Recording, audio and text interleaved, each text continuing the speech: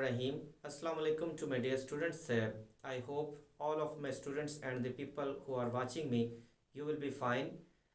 Today we are having the first year mathematics. In this lesson, we will have exercise number 6.6, and exercise number is 6.6, which is related to the geometric progression.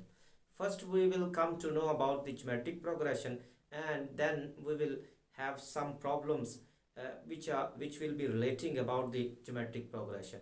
तो क्या करेंगे, हमारे पास geometric progression जो है उसको सीखेंगे इसमें 6.6 में। उसके बाद फर्दर हम लोग क्या करेंगे कि इसकी जो हमारे पास बाकी जो प्रॉब्लम्स होंगी उनको भी हम लोग सॉल्व आउट करेंगे कि उनको कैसे सॉल्व किया जाएगा। ठीक होगा। तो चलते हैं हम लोग पहले इसका ज्योमेट्रिक प्रोग्रेशन सीखते हैं। ज्योमेट्रिक प्रोग्रेशन क्या होता है कि ऐसा सीक्वेंस जिसमें हमारे पास जो रेशो होती है ना वो सेम बन रही हो, यानी कि जो भी हमारे पास नेक्स्ट टर्म आती है उसको अगर पिछले वाली टर्म पर डिवाइड करें तो उसकी रेशो निकालें। फिर इसी तरह हर जो आने वाली है उनको हम लोग क्या करते हैं, जो नेक्स्ट टर्म होती है पिछले वाले पर डिवाइड करते जाते हैं। अगर रेशो सेम मिल रही होती तो उसको हम लोग ज्योमेट्रिक प्रोग्रेशन कहते हैं। फर्स्ट करते हैं, मैंने यहाँ लिखा है 4, उसके बाद 8, फिर 16, फिर 32 एंड सो ऑन। अब जरा चेक करें कि 8 को 2 पे डिवाइड करेंगे, 4 पे डिवाइड करेंगे 2 आ गए, फिर 16 को 8 पर करेंगे 2 आ गए, 32 को 16 पर करेंगे तो ये हमारे पास क्या आ जाएगा 2 आ रहा है। यानी कि तमाम की रेशो क्या आ रही है, सेम आ रही। तो इसको हम लोग कहते हैं ये ज्योमेट्रिक प्रोग्रेशन है। सो जैसे कि A1 हमारे पास कितना आ रहा है 4। अब हम लोग इसकी जनरल टर्म भी बना सकते हैं। सो A2 हमारे पास कितना आएगा 4 मल्टीप्लाई 2। सो यानी कि रेशो से 4 वाला और रेशो से मल्टीप्लाई किया तो कितना आ गया 8। सो इसी तरह जब A3 करेंगे सो 4 इंटू 2 रेज टू पावर कितनी करेंगे 2। यहाँ पर 2 रेज टू पावर 1 थी, सो यहाँ रेज टू पावर 2 करेंगे 4 4 16 बन गया। यहाँ पर भी तो हमने पूरा करना होता है ना उसको। अच्छा यहाँ पर देखें A4 यानी कि 4 इंटू हमने बनाना है 32, सो 2 रेज टू पावर 3 करेंगे, सो ये बन जाएगा 8 मल्टीप्लाई 4 तो कितना आ गया 32 आ गया। सो यहाँ पर देखें 2 की पावर 0 थी, यहाँ 2 की 1 आ गई। जब फर्स्ट निकाली 2 की पावर 0, हमें पता 2 की पावर 0 1 नहीं होगा, सो 1 को 4 से करेंगे तो 4 ही आएगा। जब 2 निकाली तो हमने क्या किया, 2 की पावर 0 थी 1 की और 8 आ गए। इसी तरह 3 था तो 2 की, फिर 4 था तो 3 की। ये वाला हमारे पास 4 क्या आ रहा है, ये हमारे पास है A1 है। ठीक हो गया। सो अच्छा अब यहाँ से हम लोग अगर जनरल टर्म बनाना चाहें तो वो कैसे बनाएंगे, यानी कि इसकी जनरल टर्म हमारे पास तो 4 तो हमारे पास क्या है A1 होगा। सो ये वाली 2 चूंकि हमारे पास रेशो है तो हम लोग लिखेंगे R। तो अब देखें जरा 1 था तो 0, 2 था तो 1 आएगी पावर, 3 था तो 2 है, 4 था तो 3 है। यानी कि जो भी रेशो है उसकी एक पावर में हम लोग कम करके यानी कि n में से कम करके लिखते हैं। तो क्या आ रहा है हमारे पास n है तो यहाँ पर आ जाएगा n-1। तो ये वाली हमारे पास है जनरल टर्म। अगर हमें कुछ ज्योमेट्रिक प्रोग्रेशन दिया है तो उसकी 2-3 टर्म्स दी है और कहता है कि कुछ गैप लेते और कहता है ये वाली फलां वाली टर्म बताओ, तो हम लोग इसको यूज करते हुए वो टर्म को फाइंड आउट कर सकते हैं।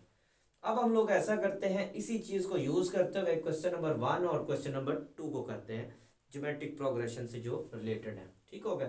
अच्छा फर्स्ट वन देखें जरा, find the fifth term of the geometric progression. So ये हमें क्या दिया हुआ है, एक ज्योमेट्रिक प्रोग्रेशन उसने वैसे भी दिया, खुद कह दिया। अगर नहीं भी कहता तो इसका मतलब है कि ये ज्योमेट्रिक ही होगा। उसकी वजह ये है कि इनकी रेशो भी सेम बन रही है। तो इसको लेते हैं हम लोग। तो क्वेश्चन नंबर में लिखते हैं, जा इसका सोल्यूशन लिखते हैं क्वेश्चन नंबर 1 का। क्वेश्चन 1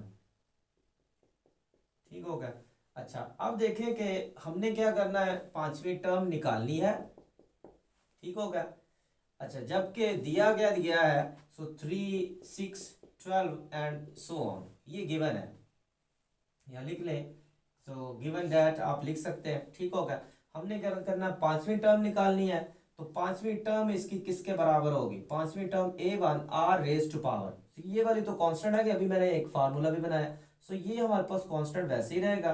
तो यहाँ पर हम लोग क्या करेंगे, इसमें से एक कम करके लिख देंगे 4। अच्छा ये नहीं करना चाहता तो आप जनरल टर्म लगाएं, n बराबर किसके होगा A1 R पावर n-1, अभी हमने बनाई है। ठीक हो गया। अच्छा अब जरा देखें A1 हमारे पास यहाँ 3 आ गया। सो यहाँ पर R हमारे पास क्या आ गया 6 डिवाइडेड बाई 3, 3 2 टाइम 6 आ गया। सो R यहाँ पर 2 है। सो यहाँ आप पुटिंग करें। सो n की जगह 5 इक्वल्स टू a1 कितना है 3 और r कितना है 2, सो ये कितना है 3 minus 1, so 3 into 2 raise to power 2, so री में से 1 माइनस करेंगे 2 बच जाएगा। सो ये हमारे पास कितना आ गया 2 की पावर 2 4 बन जाएगा। सो ये आ गया 4, सो 3 4 कितना आ गया 12, तो ये A5 हमारे पास आ गया। सो चाहते तो आप डायरेक्ट भी यहाँ पर पुट कर सकते थे, सॉरी यहाँ पर कुछ थोड़ी सी मिस्टेक हम लोग कर गए हैं। जो R हमारे पास कितना आ रहा है, R हमारे पास आ रहा है, R हमारे पास 2 ही है और यहाँ पर N की जगह हमने यहाँ पुट करना था, N की जगह हमारे पास आ रहा है 5, सो 5 माइनस 1 यानी कि ये 4 बचेगा। सो ये आ गया हमारे पास 2 रेज टू पावर 4, तो ये बन जाता है हमारे पास 16, तो ये 16 आ गया। 16 को 3 से करेंगे तो ये हमारे पास 48 बनेगा। सो ये हमारे पास है फाइनल इसकी 5th वाली टर्म आ गई। ठीक हो गया, उम्मीद है आपको इसकी समझ आई होगी। अब हम लोग ऐसा करते हैं कि इसका क्वेश्चन नंबर 2 करते हैं।